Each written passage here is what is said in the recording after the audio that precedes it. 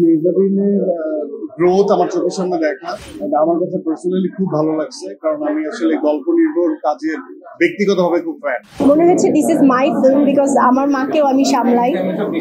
আমার মাও, আমার বাবা মারা যাওয়ার পর আমার মার সাথেই আমার আমার সবকিছুই আসলে আমার মা। সো আমার মাকেও আমি এভাবেই ডিল করি। আমার বাবাও 2.5 মাস প্যারালাইজ ছিলেন। সাবাতে আমি এরকম অনেক দৃশ্য দেখেছি যে দৃশ্যগুলো আমাকে আমার ঠিক 20 বছর আগের কিছু দিনগুলোর কথা মনে করিয়ে দিচ্ছিল। এই ধরনের ইমোশনাল গল্প আমরা খুব কম পাই। এই ধরনের ঘটনা জীবন আশেপাশে আমরা প্রচুর রিলেট করতে পারি, এটাও একটা শক্তি। আর লাস্টলি মেহজাবিনের গ্রোথ আমার চোখের সামনে দেখা, ও যে বেড়ে উঠছে, ও যে ওর জায়গা থেকে অনেক ডেডিকেটেড বা ট্রাই করে যাচ্ছে, ওভারঅল টিম যে চেষ্টাটা করলো সেই জন্য তাদেরকে আমি আসলে কংগ্রাচুলেট করতে চাই। এন্ড আমার কাছে পার্সোনালি খুব ভালো লাগছে, কারণ আমি আসলে গল্প নির্ভর কাজের ব্যক্তিগতভাবে খুব ফ্যান। বয়সের সাথে সাথে, অভিজ্ঞতার সাথে সাথে মানুষের মধ্যে কামনেস আসে এবং পারফরমেন্সের ক্ষুধা, যারা পারফর্মার নিজেদেরকে দাবি করে তাদের পারফরমেন্সের ধার আরো বেশি তীক্ষ্ণ হয়। তো সেই জায়গা থেকে আমার মনে হয় যে এটা যদি নাটক হতো তাহলে অনেক চোখের পানি আমরা দেখতাম। সর্বোপরি শেষে এক ফোঁটা চোখের পানি অনেক মিনিংফুল আমার কাছে মনে হয়। তো এই যে স্ক্রিপ্টিং এবং পোর্ট্রেশন, ইটস টোটালি ডিফারেন্ট। এবং আমার মনে হয় যে একটা ভালো গল্প একজন পারফর্মারকে আরো পরিণত করে তোলে। প্রথমত আমি মাকসুদকে ধন্যবাদ জানাই যে এরকম একটা কন্টেন্ট নিয়ে কাজ করার সাহস করেছে সে। সো ডিরেক্টরকে অনেক অনেক ধন্যবাদ for the wonderful concept, for the wonderful script and definitely মিউজিকটা খুবই ভালো ছিল। যে মিউজিকে কাজ করেছেন যারা, তাদেরকে আমি বাহবা জানাই, কারণ মিউজিক ফিল্মের এমন একটা জিনিস যেটা হচ্ছে অভিনয় এবং মিউজিক দুইটাই আসলে দর্শকদেরকে আটকে রাখার জন্য খুবই মূল্যবান একটা জায়গা। সো মিউজিকটা আমাকে আটকে রেখেছিল। আর আমি এই সিনেমাটাকে যদি এক লাইনে বলা হয় আমাকে, আমি বলবো দিস ইজ আমি এই সিনেমাটাকে দেখে আমার মনে হচ্ছে this is my film because আমার মাকেও আমি সামলাই।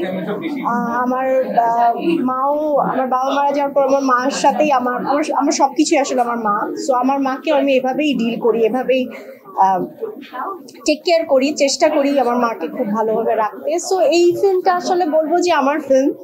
আমার দেখে মনে হয়েছে আমি আমার নিজেকে দেখতে পেয়েছি স্ক্রিনের সামনে। আর প্রত্যেকটা চরিত্রের জন্য যে সকল কাস্টিংরা আছেন, যারা অ্যাক্টিং করেছেন, আমার কাছে ঘুণাক্ষরেও মনে হয়নি যে তারা অ্যাক্টিং করেছে। আমার কাছে মনে হয়েছে সবাই ক্যারেক্টারটাকে ধারণ করে, ফিল করে, বসবাস করে তারপরে কাজটা করেছে। হল থেকে বের হওয়ার সময় অনেকের চোখে পানি চলে এসেছে, চোখে পানি আসার মতোই সিনেমা। আজকে আমি আমার নিজের চোখের পানি একটু সংবরণ করছিলাম, কারণ বিগত কয়েকদিনে যত সিনেমা বেরিয়েছিল আমি প্রত্যেকটা সিনেমা দেখে চোখে আমার পানি চলে আসছিল। সবাই আবার না ভাবে যে সিনেমার দেখে আমি কাঁদি। আমার মনে হচ্ছে আমি দাগেও যখন দেখতে গিয়েছিলাম তো আমার খেয়াল করেছিল আমার চোখে পানি ছিল। কিন্তু সাবা অসাধারণ একটা সিনেমা। যারা সত্যিকার অর্থে যে কোনো একজন প্যারেন্ট হারিয়েছে বা অভিভাবক হারিয়েছে, তারা খুব ভালো রিলেট করতে পারবে। আর দেখতে আমি আমার নিজের জীবনের অনেক স্মৃতি আমার মনে পড়ছে আপনাদের সাথে। আমি আমার ব্যক্তিগত জীবন খুব একটা কখনো শেয়ার করিনি, কিন্তু আমার বাবাও 2.5 মাস প্যারালাইজ ছিলেন এবং 2.5 মাস প্যারালাইজ থাকা অবস্থায়, বেডরিডেন থাকা অবস্থায় আমার বাবা মারা যায়। তো সাবাতে আমি এরকম অনেক দৃশ্য দেখেছি যে দৃশ্যগুলো আমাকে আমার ঠিক 20 বছর আগের কিছু দিনগুলোর কথা মনে করিয়ে দিচ্ছিল। তো আমি অনেক কষ্ট করে নিজেকে ধরে রেখেছি। যতক্ষণ সাবা দেখছিলাম আমার কাছে মনে হচ্ছিল যে জাস্ট একটা জার্নি দেখছিলাম, একটা মেয়ের জীবনের জার্নি দেখছিলাম আর কি। এই দারুণ। আমি বলবো পুজোর ছুটি চলছে, সবাই আসুন, সিনেমাটা দেখুন। বাংলা সিনেমা এভাবে এগিয়ে যাক। এবং সাবা দেখার পর বুঝতে পেরেছি যে বিশ্বমঞ্চে কেন এই সিনেমাটা এত সাবা অসাধারণ। আমি বারবার বলছিলাম যে খুব সিম্পল প্রেজেন্টেশন কিন্তু অনেক ইম্প্যাক্টফুল। খুব কম চলচ্চিত্র নির্মিত হয় আমাদের দেশে যেখানে আমাদের বাবা মার সাথে আমাদের বন্ডিং, আমাদের আশেপাশে খুব সাধারণ জিনিসকে তুলে ধরা, এই ধরনের ইমোশনাল গল্প আমরা খুব কম পাই। অ্যাকশন, রোমান্টিক গল্প, থ্রিল, চারিদিকে এই ধরনের গল্পই।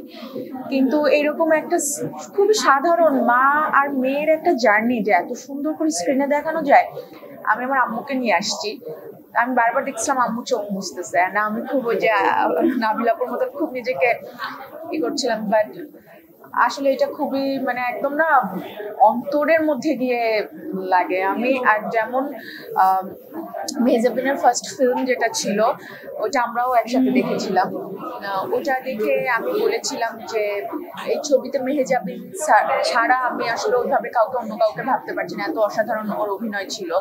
প্রিয় মালতী আর সাবা দেখেও আমার মনে হয়েছে যে সাবা এবং প্রাচী আপার অভিনয়, ও মাই গড কি অসাধারণ অভিনয় প্রাচী আপার।